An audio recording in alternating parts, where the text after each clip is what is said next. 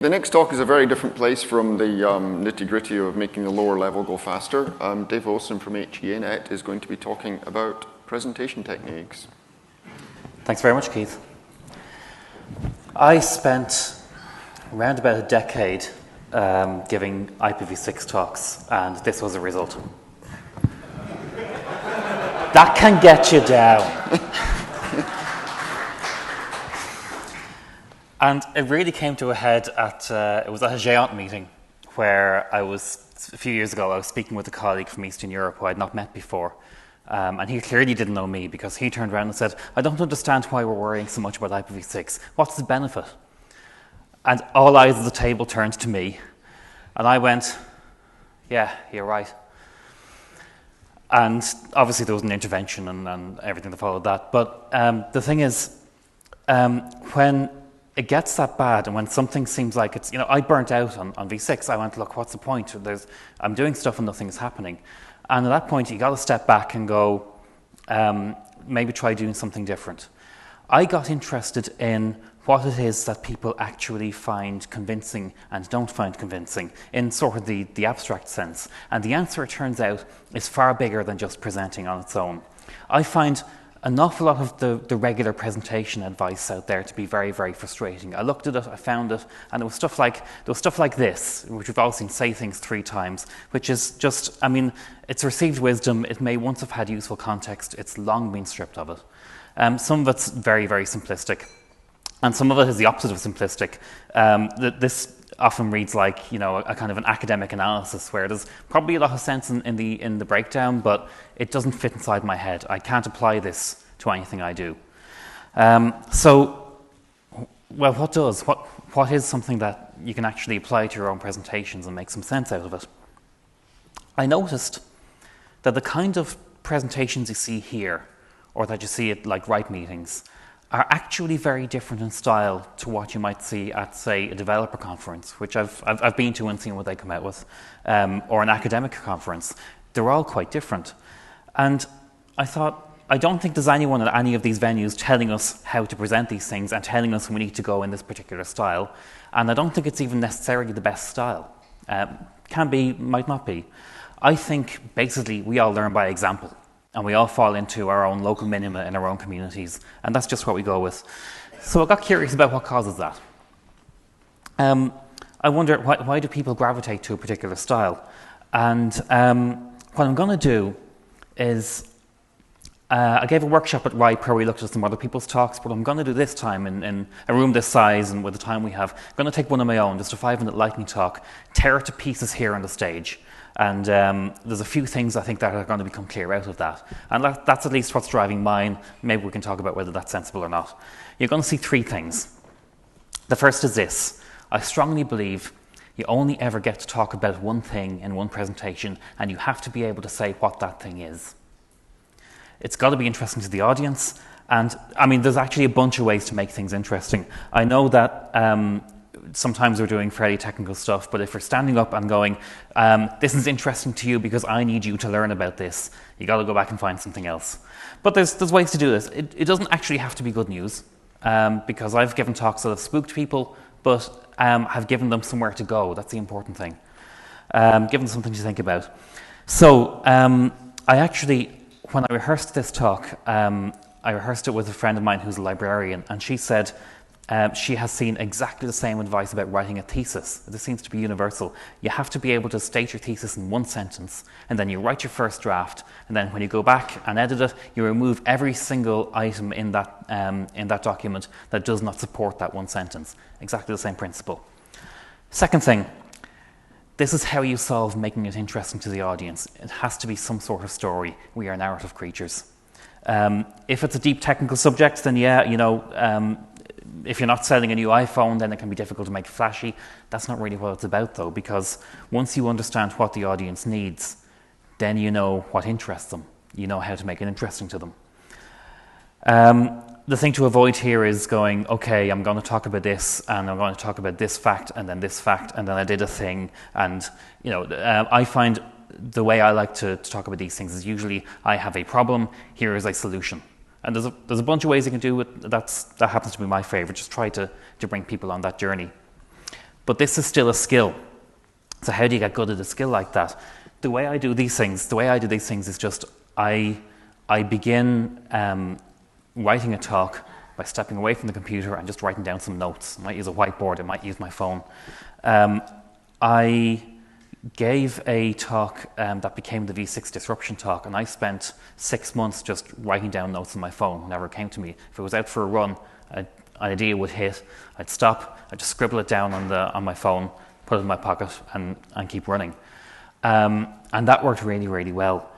But the problem is, most of us, I think, when we have to make a presentation, we'll have some ideas, we'll think about it, we might have an idea of a story, then we open PowerPoint, or we open Keynote, and that's the mistake. You do that last. I'm a big fan of Keynote, PowerPoint, they're cool, but it has to be the last thing you do, because if you start with that, you open up your software, you start editing a template, and then you start typing into the template, and what you end up with is this forced march of slides where you press the clicker and you're bludgeoned with 3 more points, and then you press the clicker and oh look, here come 3 more points.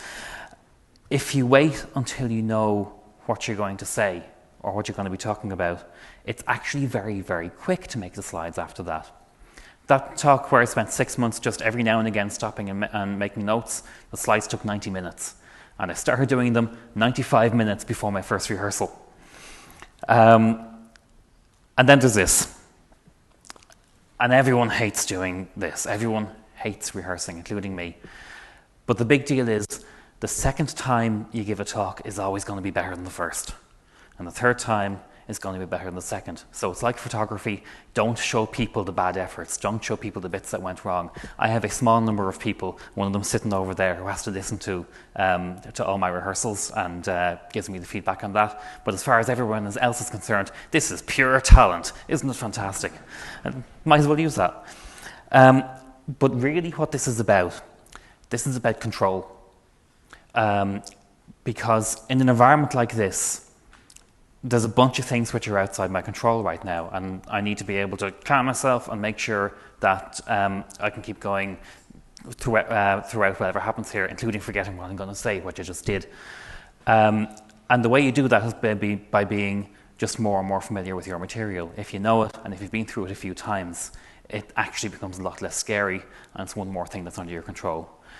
It's also the reason why I always ask the venue, and I don't just assume, but I ask the venue, can I use my own laptop? Because that's one more thing that I'm able to keep under my control. I know what files I'm going to use, and I know what I'm going to see. And I'm always going to test it in advance. Because the reason the venues and the conference organizers want to use their own laptops is they need to have control as well. They need to make sure the whole thing goes off sensibly. And one very good way to do that is by not letting people come up with their own laptops 5 minutes before it's time for them to talk and find that it doesn't work. They need to be able to avoid that. So, okay, enough theory. I think that what people do is they learn by example.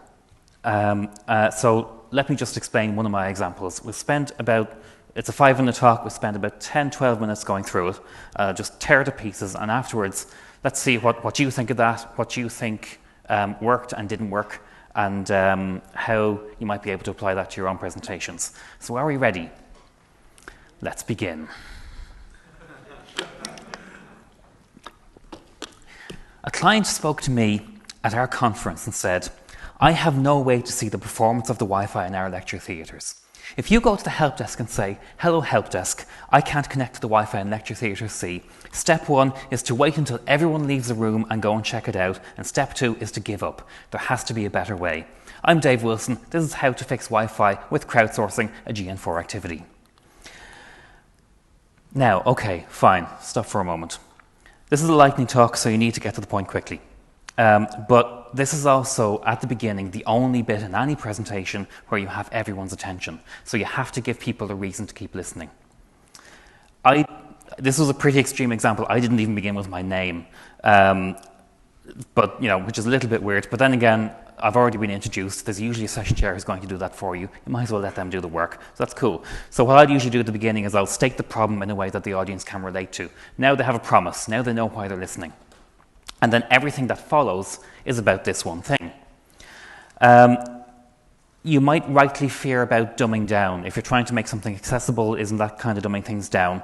But I find pretty much anything that we do, it's possible to describe it in general terms, and then you can dig down deeper and bring the audience with you on that. Right, next.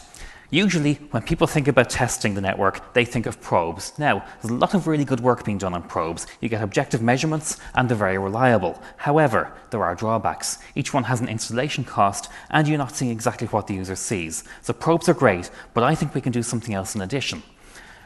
Why did I go down this road? This presentation has nothing to do with probes, and I've just spent 30 seconds on probes out of my 5 minutes.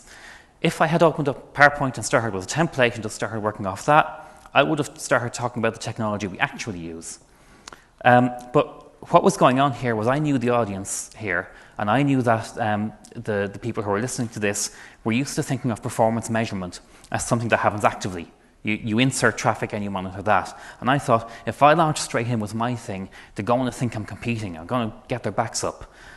So if I do that, I'm going to lose.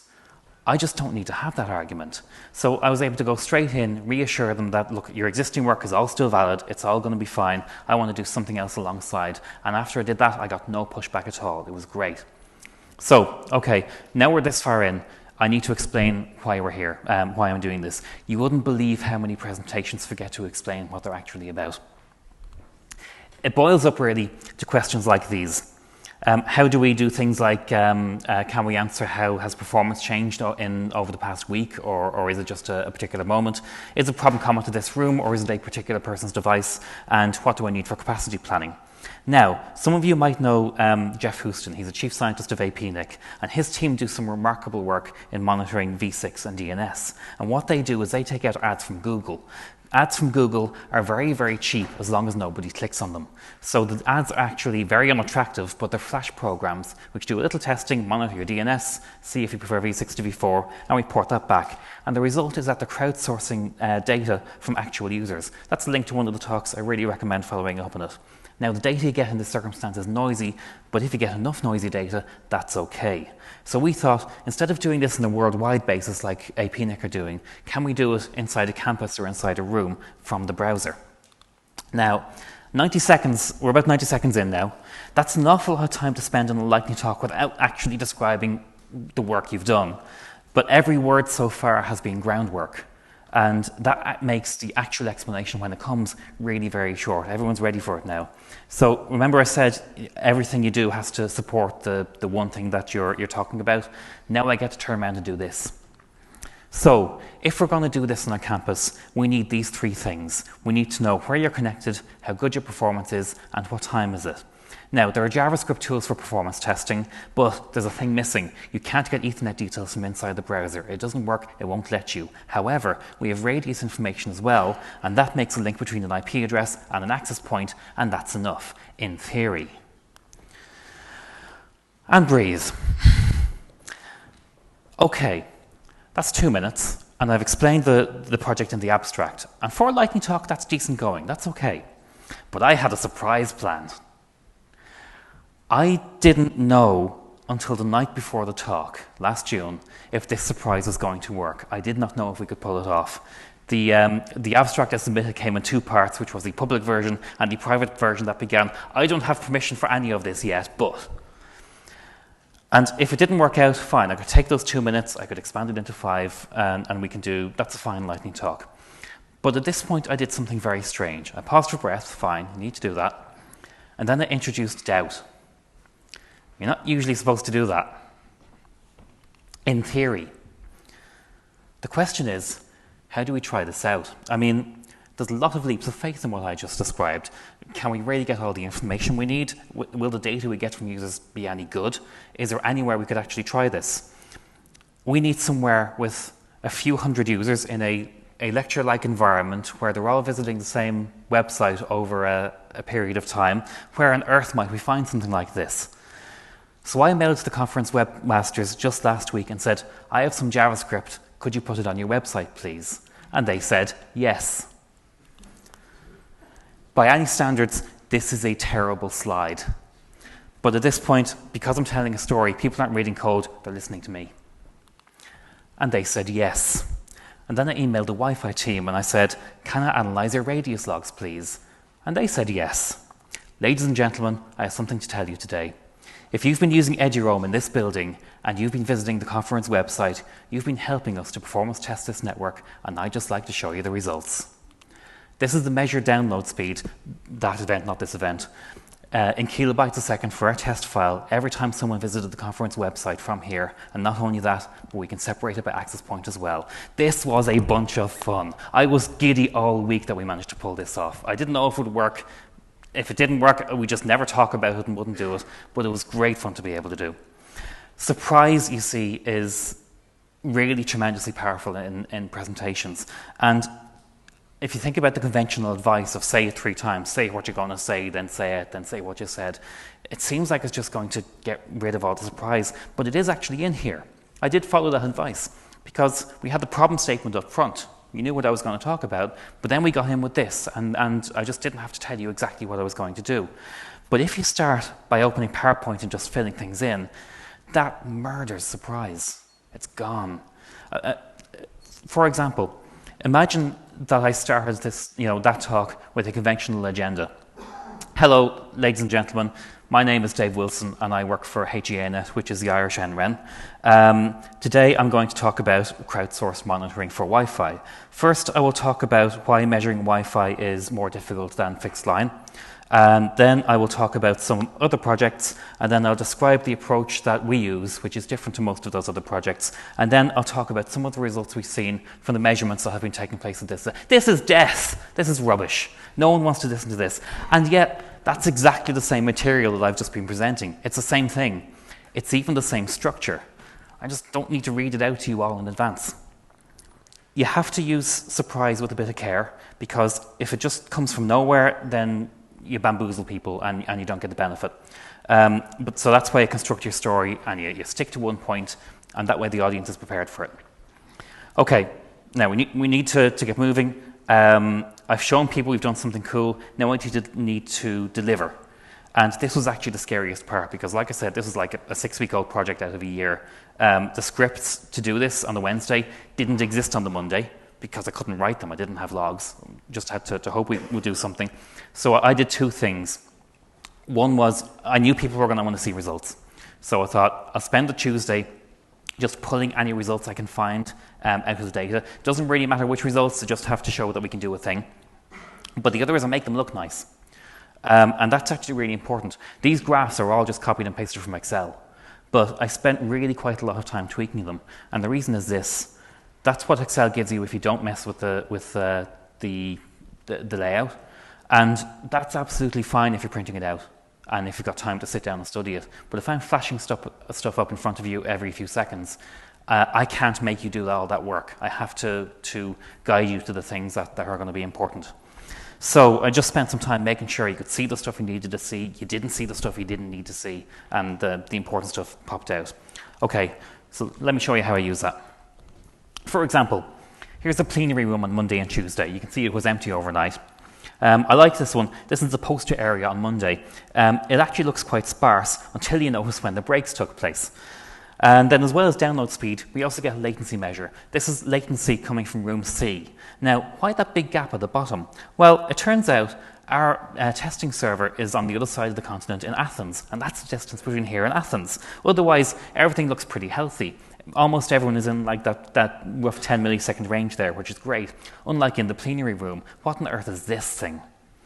What's going on here is one user with a 2.5 second latency. Now I checked and I tried again immediately and I got 58 milliseconds. So that's fine, we know it was transient. However, if we saw a line of these, we'd know that either there's a problem in the room or a problem with the device, and we'd be able to tell which. We can do it by browser, I did Mac versus Windows, and I tried to do Android versus iOS, but apparently there's only 3 Android users on the network. I don't know why. Okay, that was cool. But it's now time to wrap things up. We're about 4 minutes in, and the ending is very important. Whatever promises you made, now's the time to fulfill them, and the mood at the end is a mood that people take away. So 2 things need to happen now. I have to explain what all this really means. Don't leave it to the audience to work out. And I have to give you something to do, because presentations do nothing. You got to say what to do next. So what have we learned? Well, we've learned not to put two versions of jQuery on the same page. I'm very sorry for breaking your website. But also, the error bars in these tests are actually pretty wide. And this was because we were very conservative about the load that we caused. We tried this on desktops beforehand and we got very accurate results. But we were afraid of causing load on the Wi-Fi, so we tuned that down. I think it's clear we can tune that back up. But most importantly, this project began just a matter of a few weeks ago. And instead of sitting down and spending a lot of time specifying, we just wanted to try something out, see if it works, and throw it away if it doesn't. And the data you've seen looks very nice, but we now are a few weeks into our activity and we have real data from a real network that will guide the rest of our work, and I'm thrilled about this. This, by the way, was my one big point.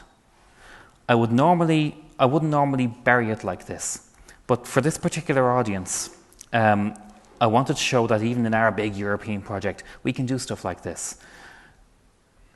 And there's no point trying to convince them of that. There's no point standing up and preaching about it, because I know they already know this. The problem is it's very difficult to see how to do it in our environment. So the whole point here was to show, yes, this can be done.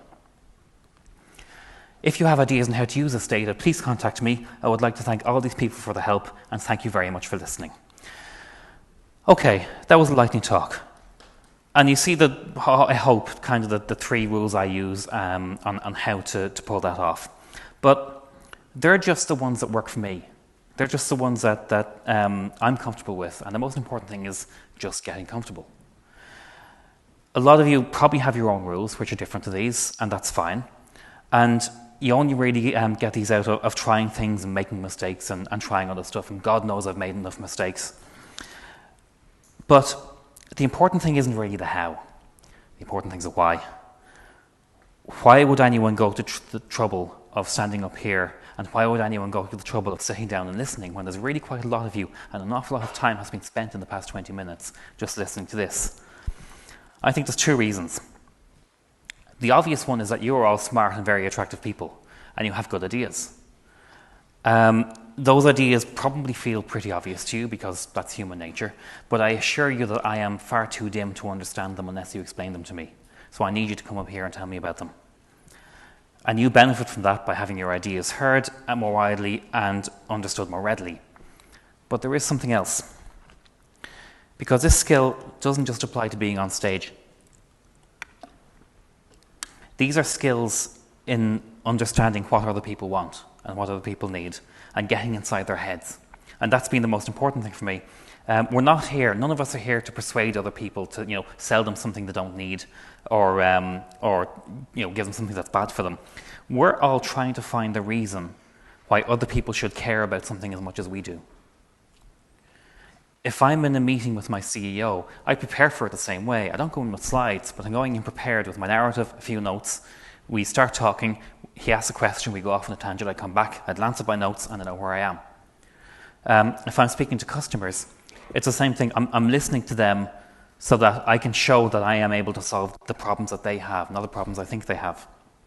So by getting better at public speaking, you actually become better at listening and at understanding other people's points of view, and this is a superpower, and that's how you prevent burnout. You're understanding what people actually want instead of talking to the wall all the time. If you don't usually speak, a lot of people here are very talented speakers. If you don't usually do it, I would really encourage trying it. It is scary at first.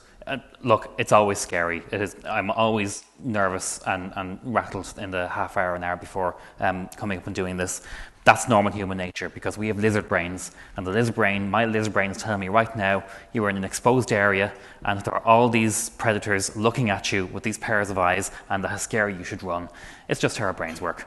But the trick is, it always turns out better than you think from inside here. If I have piqued your interest, these are two excellent books. I thoroughly recommend them. The first one is funny and the second one is short, and that means they both fit inside my head. The first one actually is an O'Reilly book, so you can get the ebook DRM free. But the second one is a really great one from Gareth Reynolds, and it very heavily influenced me. And there's one last thing. I said, of course, that the start of the presentation is the most important, because that's when everyone's listening, that's when you're able to get them on board. But you also need a good ending. So the say 3 times rule says now is a good time to recap, and that's fine, but you don't really need to repeat yourself. What you have to do here is make it clear. You've all heard what I'm saying.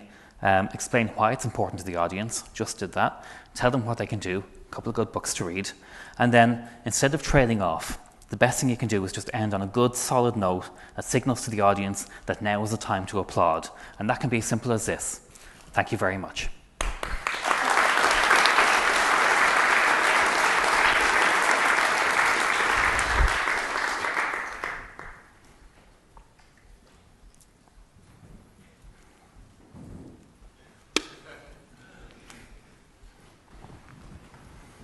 Sorry, what was that last thing you said?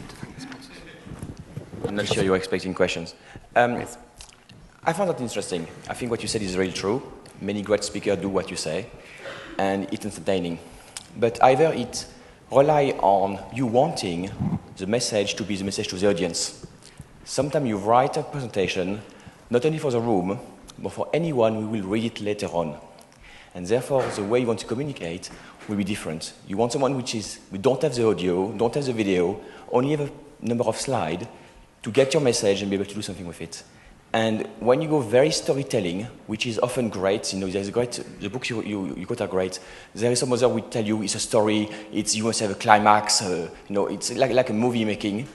They don't tend to tell things which are technical, where you want people to be able to check, review, and look at it. And I think the content you are presenting affects the way you need to decide how you present. And I have some very boring slides on my site. They are boring, but if some of them have config example, people read them, can go away and do something with them. So I think what you say is great, but I think depending on what you want to say, it's not always appropriate. So the way I see it there is you're describing a problem where you have one document doing two different jobs, and the jobs are incompatible. Yes. And we all struggle with that. What Gar Reynolds talks about this in his book. And he talks about a slideument, which is more or less what you describe. You have something which has to be backing you as an illustration, but also needs to be able to be read at home. And it means it kind of does both badly. Of course, we're all busy, so we don't have time to go writing reports as well. There's a few ways to hack around it. I think it is, if it's at all possible to spend the time, it's worth spending the time. But if what people at home need is some extra slides with that information in it, fine, make them, don't use them. Yeah. If the projector broke, I would give this talk anyway, I'd just give it without slides. I'm not sure how I'd do the visual stuff, but I'd find a way to do it. We can make it work in 25 minutes. We do something useful. So you can make them, you can have them, or you can write a report, which is arguably better, but takes longer. Okay, so take your pick there. What I do is a bit of a hack, and I've actually done this for this talk because I went, look, I'll show you exactly what I'm doing here. I have my speaking notes, which are far, far more extensive than the few words you see on the slides here. It's up on the website if you want to have a look at them. They're actually too dense, frankly. But if you want to come back in a week's time or a month's time and see what I said, most of it's in there. Not all of it, but most of it is in there. And as hacks go, it's still a hack. But I think it's better than taking that information and putting it up behind me, and you have to decide whether or not to read it or not right now while listening to me. Thank you. Thank you. Dave Freeman from HEAnet. Just a very short sort of, I guess, meta observation. It was a really good presentation, but I was kind of expecting you to have colluded with Richard Irving when he said, go find Easter eggs on our website and you'll get a free polo shirt. I expected us to be the unwitting subjects of the test. Right, yes. That would have been cool. It would have been cool, but you also wouldn't have put up with the radio server that I would have had to install and make you log in and stuff. So, sorry. Thank you. Okay, thank you, Dave. Thank you.